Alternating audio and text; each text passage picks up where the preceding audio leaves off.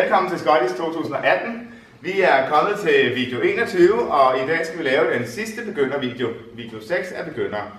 Og i dag skal vi snakke om noget med fatning og holdning, og så lige de sidste detaljer om at komme i gang med en god rotation. Selvfølgelig handler det om for herren på det første trin at komme godt rundt om damen, men der sker tit det, at herren tænker mere på at komme rundt om damen, end at komme frem i salen, og så kommer det til at se sådan her ud. Og 1 chassé, og 2 chassé. Så kommer han rigtig meget rundt om damen, men han har ikke flyttet sig nogen steder ud i salen, faktisk næsten lidt mere den anden vej. Det jeg godt kunne tænke mig, at man lige skulle være sikker på at få gjort, det er, at herren faktisk i stedet for at træde rundt om damen, træder baglæns i danseretningen. Nu, og 1 chassé, og 1 chassé, og der. Jeg ser, så kommer jeg til at stå herover. Så er jeg trådt baglæns, så kan damen gå med mig der.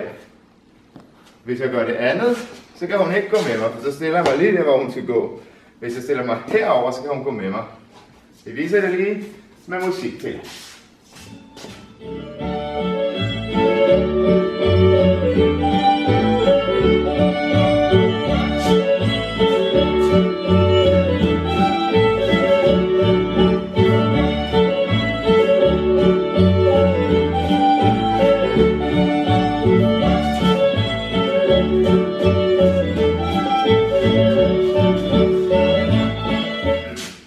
Jeg tænker det lidt som om, at man skal danse på en rød snor hele vejen rundt, så man faktisk følger sig på snoren med sine fødder. Og hvis nu man kommer til at stille sig ind foran damen, så er det ligesom om, der er 2 snore rundt. Sådan ser jeg det, men der er mange måder at forestille sig det på. Se, når man skal danse rundt i det her Scotties, så kan man jo danse med forskellige fatninger, det tager man lige om lidt. Men holdningen, den skal helst være sådan, at man står over sin egen, har kroppen over sine fødder og har en god balance. En lille smule op på forfødderne. Og jeg tænker det lidt sådan, at det er lidt som om man skal viske hinanden noget i øret, mens man danser. Hvis nu man holder for langt nede i damens vej, som herre her, så kan damen godt finde på at gøre sådan her med ryggen. Og så får vi ikke sådan en rigtig god holdning, så står vi faktisk og læner os op ad hinanden, så har vi ikke vores egen balance. Hvis man som herre holder lidt mere herop, så kommer man ind til hinanden og står godt for at få en god balance. Ja. Vi danser lige en tur rundt, så kan I kigge på det.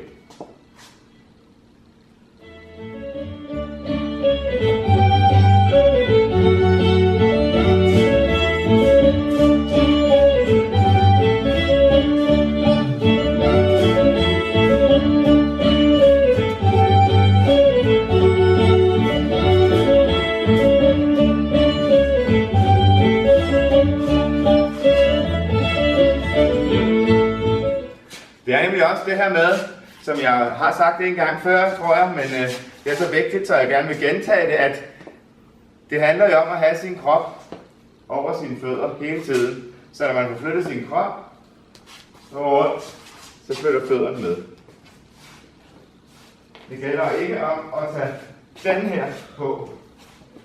Kroppen skal være lige over fødderne, så har man en god balance. Ja, men tilbage til fatningerne. Vi har jo danset rigtig meget sådan, at man har åben livfatning og går fremad og tager livfatning og danser rundt. Man kan jo også blive ved med at have livfatning, og så danser man lidt ind mod midten og ud igen og rundt.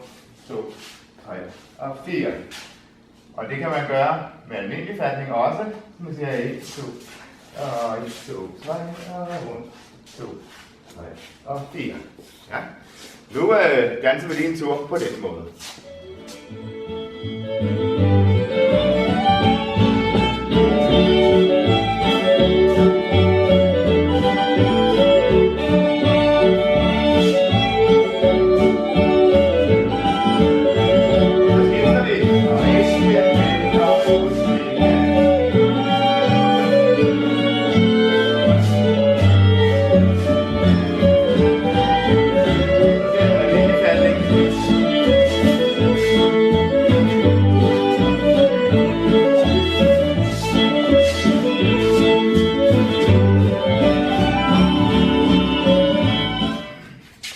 3 fatninger, man kunne tage.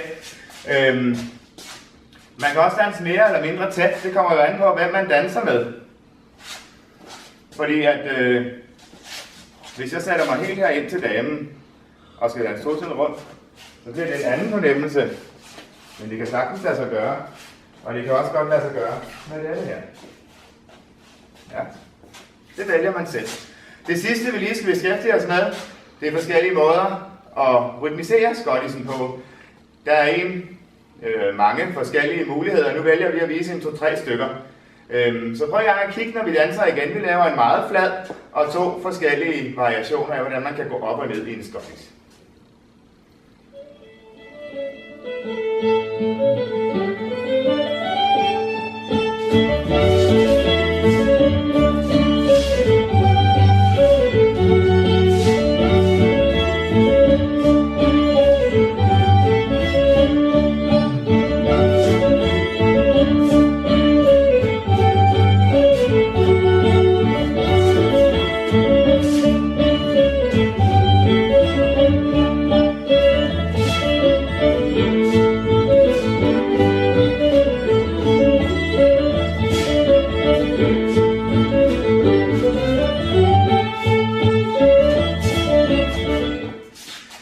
Vi havde en flad, og vi havde en, hvor vi gik meget op og ned, og så havde vi en, der var underdelt.